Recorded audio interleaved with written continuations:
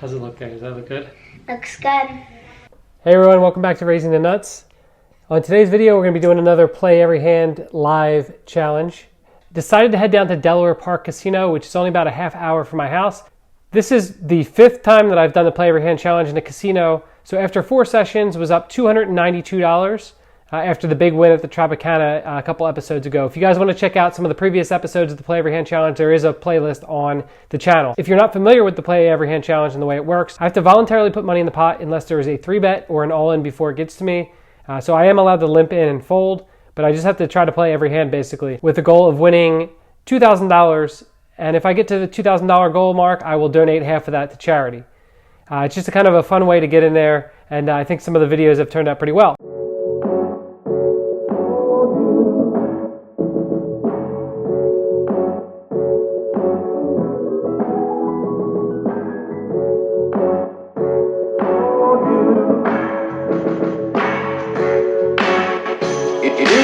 Drive me to your heart. Oh, you.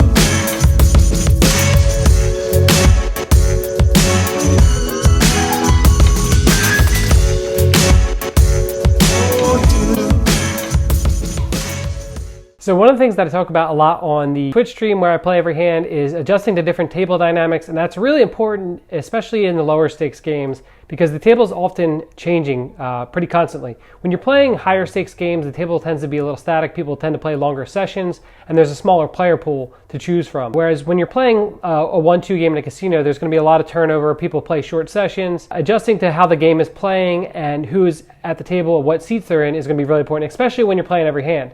So that was in play today.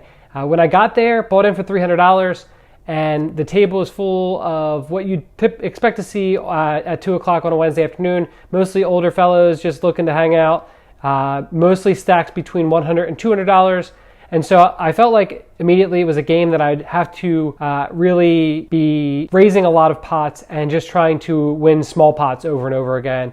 Could often put players in difficult spots where they wouldn't want to call off their whole stack, and really ramp up the aggression in that way. And that's kind of how it started out to begin with. So kicking things off here early on, there's a player who limps in middle position. I raised the $10 with Jack 5 of spades.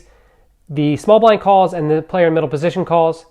The flop comes down 10-8-4 rainbow with 1 spade. When it checks to me, this is actually a really good flop for me to bet with this hand.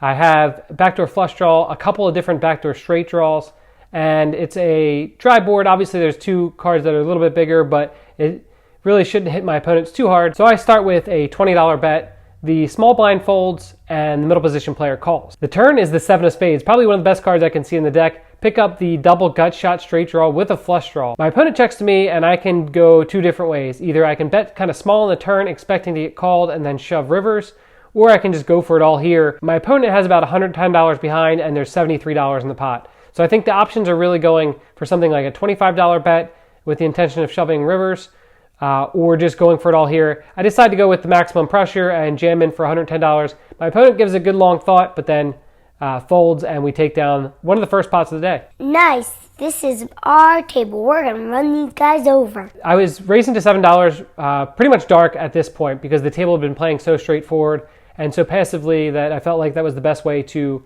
make money. So I raised the $7 with 3 deuce of clubs, the small blind calls, and the big blind calls. The flop comes ace, jack, 6 with 2 clubs and a heart. They check to me and I continue with a $10 bet, which the small blind calls and the big blind folds. The turn is the 5 of hearts, giving me backdoor straight draw to go with the flush draw. And I'm going to keep betting, keep putting the pressure on, can get some folds from some jack X hands and maybe some ace X hands given the way that this table is playing. So when he does check, I go ahead and bet $30. He makes the call pretty quickly. The river is the 7 of hearts. Completing the backdoor flush draw, probably not the best card for me. My opponent does check, and it's one of those spots where I don't really like having clubs in my hand, but at least they're small ones.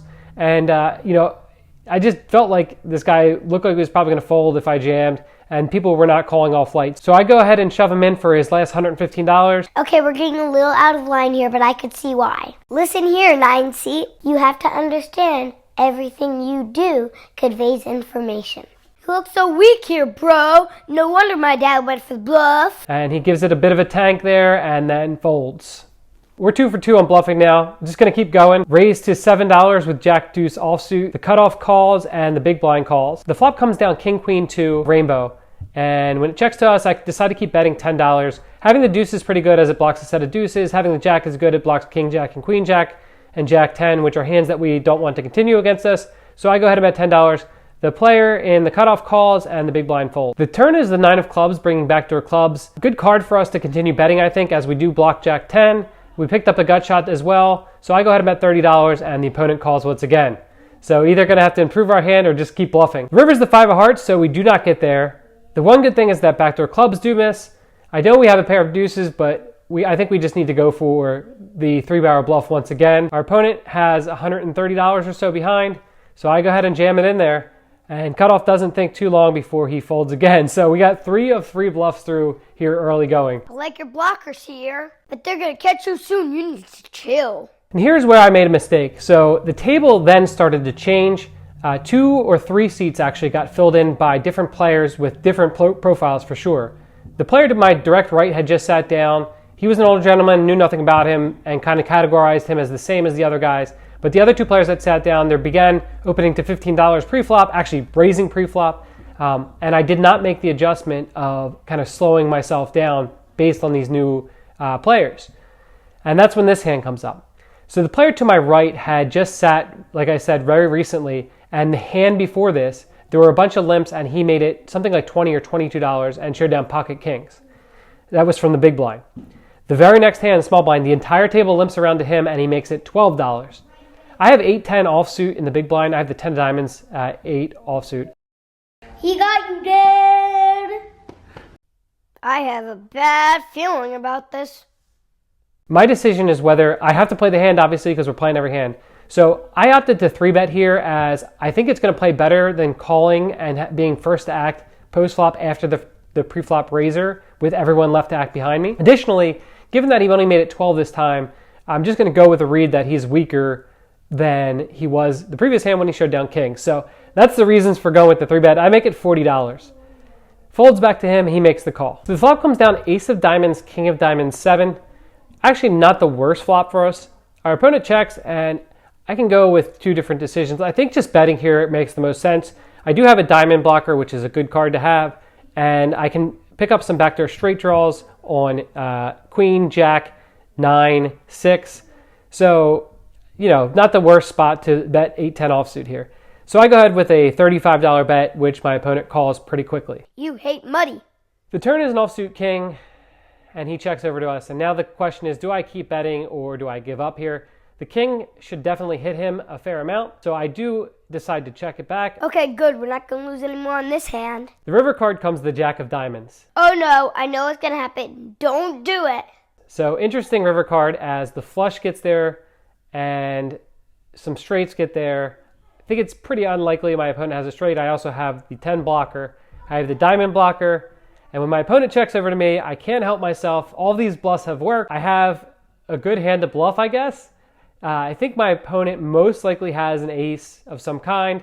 And given the profile that I've put on him, given his, the way that he looks, you have to kind of make stereotypes based on the way that people look. And given the way that things have worked out so far during this session, I go ahead and fire $200. Oh no, he didn't. That $200 is gone faster than my mom could spend it at Target. This time, it does not work. He snap calls faster than I put the money out there maybe. And he shows ace queen offsuit with the queen of diamonds. Snap calls it, wins the money, and nice hand, sir. Not all the bluffs are going to work, I guess. So at this point in the session, we're down a little bit now after that big bluff gone wrong. Won a lot of money without showdown before that, so fortunately wasn't stuck too much. At this point now, those players leave the table because the new 2-5 started. So the guy to my right, who I tried to bluff, was going to play 2-5, as well as 2 other players who were sitting at the table. So again, the table changed back to the way it was before. So I began actually straddling every hand. You can straddle from every position. So I decided to straddle from every hand. In this hand, I have 3-5 of clubs. A player in middle position opens to $16. I make the call, and 2 other players call as well. The flop is beautiful. 6 of clubs, 4 of clubs, 3. So we got the bottom pair open-ended straight flush draw. Our opponent puts in a $40 bet. I decided to just raise with it now, hopefully knock out some players behind me. And, if we get it in, it's very likely this player has an overpair. If he happens to fold, that's great. If not, you wouldn't think that most players would fold, but you never know what you're going to see at 1-2. So with some possible fold equity, and if we do get it in against overpair, we're going to have pretty good equity. So go ahead and put in the raise. My opponent jams it all in for not much more, and I obviously make the call. Way too many outs. No way we win this one. Board runs out with a 9 and a queen. No club, no help, nothing good for us. And we ship the pot over to his pocket kings. Another new player came to the table, and this guy sat down, said he had $100 to blow real quick. He used to play here all the time and was just stopping by to donate $100 real quick. So he had $26 left and was in the small blind. I straddled the button. He jammed all in. I don't think he looked at his cards, and it folded to me, so I told him I would just call dark as well. And the flop came out 10-6-6, and he turned over his hand, and he had 3 deuce offsuit. So I said, it's a pretty good start for me. The turn was the king of hearts, and the river was the 3 of hearts. So he made a pair on the river, which is not good for me. First card I turn over, 7 of hearts. So now we need any heart or a card to pair the board. Unfortunately, the other card's a 9, and he wins that pot, but nice little fun gamble for him. The very next hand, middle position raises to $7. I didn't straddle this hand, I'm guessing because I figured the guy was just going to jam dark again. I don't remember why I didn't straddle his hand. Anyway, I don't know. Middle position raises $7. I call with 9-6 of diamonds. The same player from the previous hand calls on the button. Take the flop 4 ways. Flop comes down queen 9-8 rainbow. It checks to me. I decide to check it over to him. I assume he's going to jam 100% of the time, which he does. Folds back to me, make the snap call, and the board runs out king 7, and we show down our hand. It's good against 8-10, and he goes home. Thank you. Really nickel and diming the table for a while, accumulating lots of white chips. I was straddling most hands, but occasionally a player on my left would get short, in which case I was not straddling. That's what happened here. So I end up limping in with king 4 of hearts, and we take the flop 7 ways. The flop comes down queen 7-4 rainbow, and it checks to me. I decide to put out about a $10 with backdoor heart draw. Everybody playing so straightforward and passive, so I put out the bet of $10. The small blind calls and the big blind calls. The turn is pretty gin. It's the offsuit 4. They checked me, and I actually have a hand to bet now, so I bet $30. Wait a minute, you actually have a hand and you aren't bluffing? The small blind makes the call, and the big blind folds. The river is an offsuit 8. My opponent has $125 behind, and when it checks to me, I go ahead and just put him in for the $125, and he tanks for a very, very long time, and then finally gives us the good news of a call. Show the hand, he mucks, and we win our first big pot at Showdown for the session. After that, lost a few small pots here and there, and then ended up racking up after about 2.5 hours. I was into the game for $600, cashed out $493 for a $107 loss. So this means after 5 sessions of the Play Every Hand Challenge, I'm currently up $185. Could be better, could be worse.